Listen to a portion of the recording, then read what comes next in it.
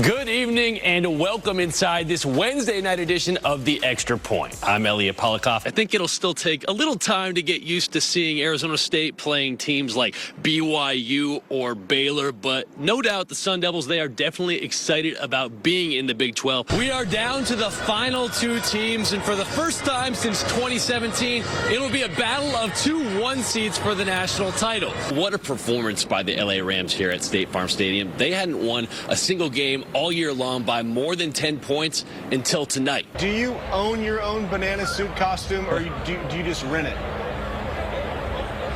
Mark, do I look like an amateur? Of course I own the banana suit. I wear that thing sometimes just out to the bar on a Tuesday. I had the chance, guys, to watch a few practices today from the teams that were out here, and some of them were pretty lighthearted, like Arizona's or Liberty's. They were joking around, smiling, jacking up shots from near half court. Grand Canyon's was not like that. Elliott, you're an A's fan. I don't think your A's are going to. Is he really? Yes. We had to throw the A's in there at some point. Let's throw you. Do you think the Diamondbacks are going to the playoffs? Let's get an objective perspective. Yes, I do think the Diamondbacks are going to the playoffs. I don't think they are winning the division, though. Hey, guys, Super Bowl 57, it's been over for about an hour, but Chiefs fans, they don't want this night to end. We're inside the stadium right now, and as you can see, there's plenty of confetti on the ground, and they are celebrating their second Super Bowl title in 4 years. We want Bama. You just told me you wanted Charleston, but it's good to hear that he is ready for anybody, and so is GCU. Lorenzo, before we wrap things up, I know we talked about it off camera, but do you feel like the Cards should play some of their starters in that preseason finale against the Raiders, and do you think that they will play? I definitely think they should play. If I had to name a Mount Rushmore of people that I interviewed here in the Valley, she's at the top. Yeah. She kept you on your toes. If you asked a bad question, she would call you out on it. But you know what? I'm no comment on that. But you know what? But I appreciated her for that because it made you up your game. The watch party has just been crazy, it looks like. Yeah, Spencer and Whitney, I don't know what I just experienced. I know it took a couple of years off my life, but I also know that the Phoenix Suns won Game 4, 84-80, and it is absolute madness here in Phoenix Suns Arena. These fans on the edge of their seats all game long. Phoenix up big early, but that second half, it took years off my life. It was brutal to watch offensively, but the Suns got the job done. They are up 3-1 in this best-of-7 series. Game 5 coming back to Phoenix Suns Arena on Monday at 6 with a chance to go to the NBA Finals for the first time in nearly 30 years. And you can hear the chants. BLA, these fans, they have been fired up from the tip-off, and they know that they are witnessing a historical performance by the Sun squad. Well, heading into this Mercury season, there was a lot of uncertainty. How would an almost entirely new team gel together? What kind of basketball would these ladies play? It's only been one game, but so far, the answers to both of those questions, pretty nice. No Kalia Copper or Natasha Mack for Phoenix in their opener against Seattle, both out due to injuries. But Alyssa Thomas, she is very much healthy, and the 5-time All-Star scores the first points of the season for the Merc. Her and the other big new name for the Mercury, Satu Sabally, just fantastic tonight. Sabally pulling up for the transition 3, 20-6. Merc, she was a little slow to get up, but Satu walked it off, and once the Unicorn got hot, she stayed hot. Final seconds of the first quarter, Sabally from way downtown, count it, Mercury up 8 after 1, and keeping their foot on the gas pedal. The defense in this one, very impressive. A lot of easy buckets. AT with a steal in the layup. Phoenix up 11 at the half. They rolled a convincing 81-59 win. There aren't must-win games in May, but if you haven't heard, the Colorado Rockies, they're bad, like historically bad. So a home game for the D-backs against Colorado, it kind of feels like it's got to be a W. Bit of a spoiler alert, this game, it was wild. Zach Gallen gave up 2 homers to Colorado before even getting an out. This one by Hunter Goodman off the left field foul pole, 3-0 Rockies. But Arizona scores a couple of runs of their own in the bottom half of the inning.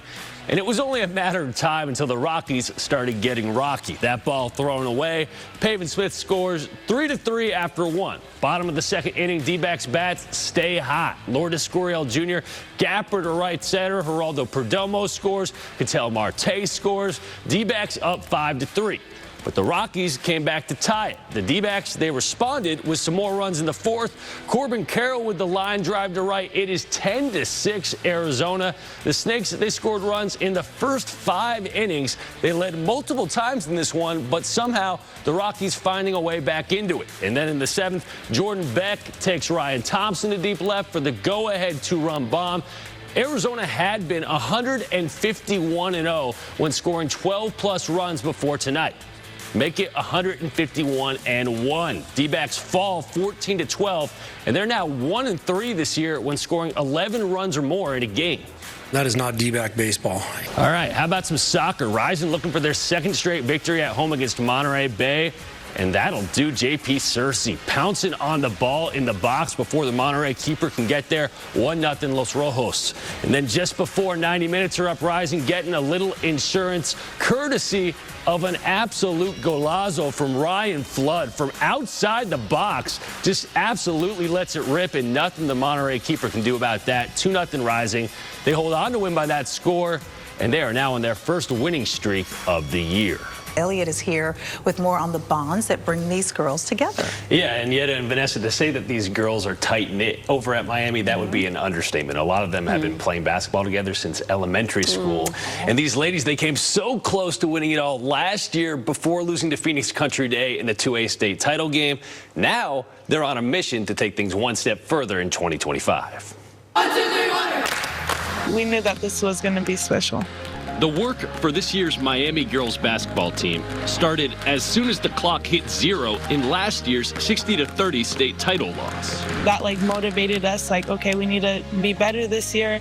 And the state championship game really took a toll on us. So we're okay, well, this can't happen again. With a week left in the regular season, Miami's pretty much spoken perfection into existence. The Lady Vandals haven't lost a regular season matchup and are outscoring teams by an average of over 30 points per game. It's been fun. This season's been pretty good to us. They really came out with that hunger and grit and everything a coach wants from each girl. They bring it, and they bring it every day. Miami even got a little revenge in a rematch of last year's title game, beating Phoenix Country Day in front of a packed home crowd. That was a confidence boost for sure. We're all here for each other. We're a big family. We treat each other like sisters. And we also have a good amount of seniors, knowing that this is our last year together, so we play for each other.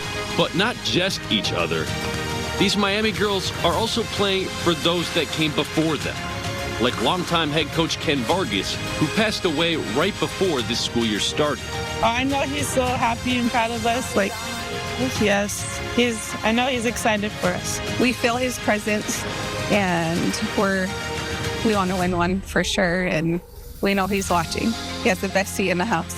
Look around Vargas Gymnasium, named after Coach Ken, and you'll see dozens of state championship banners, but only one for girls basketball, one back in 1987.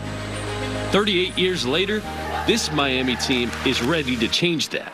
Ready to prove that you don't have to play in a big city to get big-time results. Everything, our fans walking around school, they're always telling us, you guys need to put another banner on the wall. And we're yeah, we need to, so for sure. Coming from a small community, most of them are from the San Carlos Apache Reservation. So to bring a title to a school that's right near the reservation is going to be an amazing feeling. I just want them to, lock in and just keep their eyes on the prize, but just take it one game at a time.